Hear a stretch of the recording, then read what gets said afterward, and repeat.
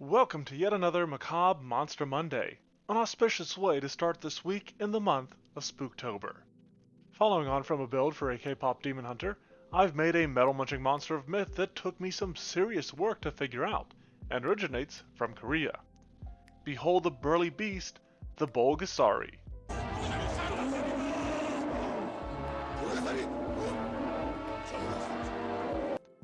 I had to do some research into Korean demons and monsters, and while I found a good number of them, many were actually already in Pathfinder within one form or another, such as the Dokkaebe, the Bulgae, and the Jeolsung Saja.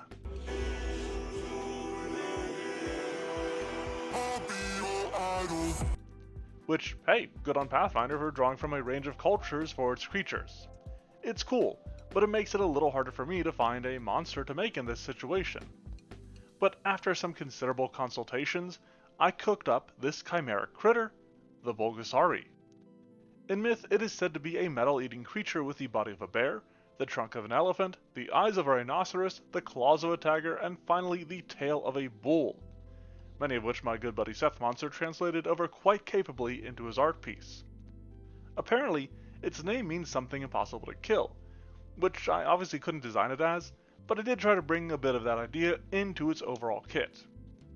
More mechanically, I'm actually going to start out with its traits, which includes the beast and metal traits, with the latter being based on its habit of feeding on metal that infuses its very form. I like the idea of Bulgasaris being natural predators of creatures such as gorgons and iron golems and other things like that, but let's not linger on that too long. In the stories featuring the Bulgasari, it's consistently known to grow beyond control and become a threat to those it once protected. As such, I built it at level 8, 12, and 16, so that you can run this creature as a recurring threat and possibly work it into a wider story.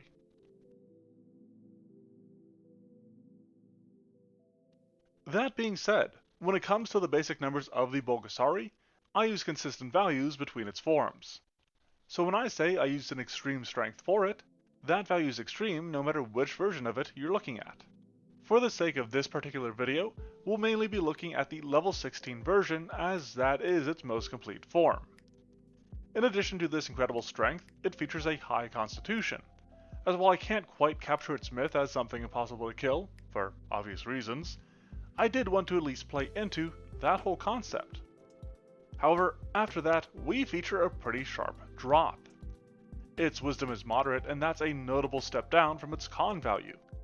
But its considerable bulk and weight leads to an even lower dexterity, as it is a rather cumbersome creature that I wouldn't exactly call nimble.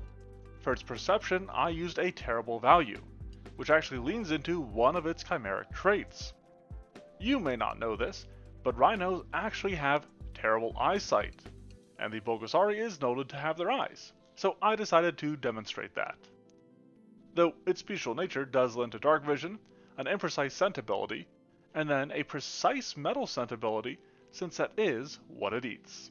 However, it is still a rather simple creature, featuring a low, if not terrible acrobatics value, but a high athletics value, as it is something that shows up a bit more in its kit, and will generally let it bully other creatures around.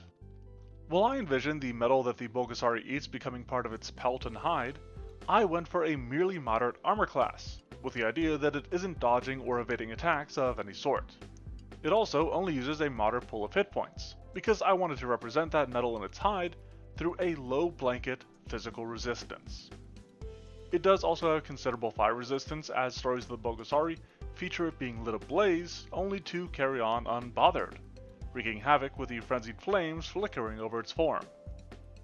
With these moderate defenses, I did go for a fairly standard array of saving throws, with a high fortitude and then a moderate will save, playing into the ability scores that we've already reviewed. Matching those, its reflex is low, because, again, this creature isn't exactly jumping or ducking out of the way of explosions, lightning bolts, or other such effects. That brings us to offenses, but before we dip into the details, I want to mention that it has 3 strikes, in the form of a claw, tusk, and trunk strike. However, in its initial form, which I dubbed the Copper Bulgasari, it doesn't quite have the size to really weaponize its trunk, so that doesn't come into play until it at least develops into an Iron Bulgasari at level 12. All of these strikes utilize a moderate attack bonus, and have some considerable reach on them, which is largely based on its sheer size. Its claws also come with the agile trait, and therefore use a moderate damage value, which is actually also used by its trunk strike. While this trunk lacks an agile trait, its reach is a tiny bit greater, and it has the improved grab ability, allowing the Bulgasari to capture a creature in its grasp. This then leaves us with its tusks, which come with the raising trait to help it tear through walls and other obstacles, but still deal high damage. Some of the concept behind the Bulgasari is making it into a kaiju, and the level 16 is essentially the step right before that, so I wanted to give it something to really mess things up. However, that will cover the basics, which means we can get into the more unique aspects of it.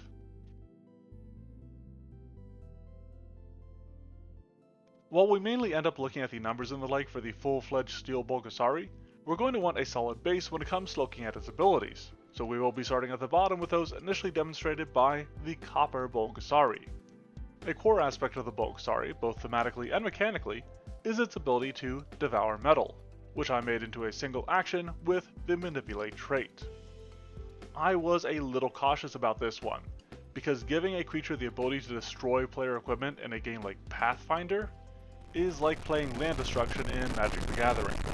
However, the Rust monster is a level 3 creature, so I'm going to have to just suck it up for my level 8 monster, which consumes the metal to gain temporary hit points, which do scale a bit as it evolves into its more powerful forms. To aid the Bulgasari in devouring metal, since it has to be unattended, it needs a way to get that metal off of players. This leads to the inclusion of Rending Tusks, which require a Tusk Strike that doesn't actually deal damage on a success, since armor doesn't increase in hardness or HP as it's equipped with better runes. Instead, you need to go material shopping to get that boost.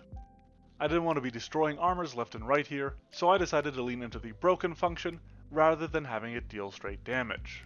Now, the nature of this being 2 actions does mean that the Bulgasari will need to take 2 rounds to fully strip a target of its armor, and then an action after that to eat it, giving the heroes time to react or try to rally against it. I wanted to ensure that its design couldn't go 0 to 100 too quick, and hopefully the way I put it together makes it just so while still keeping it a threat. However, aside from armor, the Bulgasari could also obviously devour metal weapons. To facilitate that, we have Twisted Tusks, which the Bulgasari uses to catch an incoming attack and try to wrench it from the grasp of its attacker with a disarm check made as part of a reaction. Obviously, if this disarm check is a critical success, the attack gets disrupted as the weapon is fully knocked from their hands. Now, a success doesn't entirely remove the weapon, but it does inflict that attack penalty and boosts its chance to disarm that weapon on its turn if the PC doesn't spend an action to regrip their blade. From there, we now have abilities introduced by the Iron Bulgasari. First off, it has Conduct Heat, the inspiration of which I already talked about when discussing its fire resistance.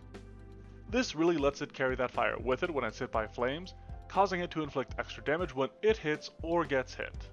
It was originally pretty basic, but my playtesters convinced me to include some counterplay with colder water spells, including Quench, and featuring a high DC if they want to actually counteract it. In addition to the Iron Bulgasari gain access to a Trunk Strike, it also gets the Thundering Trumpet ability. I wanted to mix a bit of its elephantine form with its habit of consuming and integrating metal into its being, and that led to this inclusion. This is admittedly a fairly simple ability, allowing it to inflict unlimited use area damage at a high DC and a small area around it. It does have the added benefit of deafening a creature on a failure and stunning on a critical failure, as the creatures are overwhelmed by the sheer noise. The Steel Bulgasari obviously enhances a number of its effects as the highest level version of it that I've made, but it does also include a Trample ability, a classic monster ability that uses a high DC and deals the damage of its claws, which might end up being enhanced by its Conduct Heat, so keep an eye out for that possibility, combo, whatever you want to call it.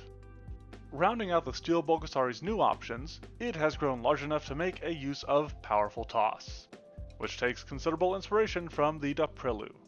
This allows the Bulgasari to use a creature it has captured as a ranged weapon, using them to make a strike with a between low and moderate attack while dealing high damage. And it has the added benefit of dealing damage to both its target and its weapon, assuming that it's able to land the hit. Speaking of landing, The thrown creature will obviously land prone from this, and it will also knock the target prone if the attack is a critical success. Now one final note, it isn't really even an ability, but I love the idea of the Bulgasari taking on aspects of metal that it eats. Fortunately for me, there's already a monster that kinda does this in the form of the Stargut Hydra. I reference that for the most part for its metals in the sidebar, but swapped a few for some options that I felt were more appropriate to the Bulgasari specifically. That all said, that's our big bad beastie built. This metal-munching monster makes a mess of metropolises, meting out maulings in multitudes as it makes meals of mail and minerals, even when magic makes it more molten. I built the Bulgasari at a variety of levels, and even think that if you wanted to, you could design it as an even larger version that is a legitimate kaiju. Though that's likely to be a series of hazards, rather than a straight-up monster.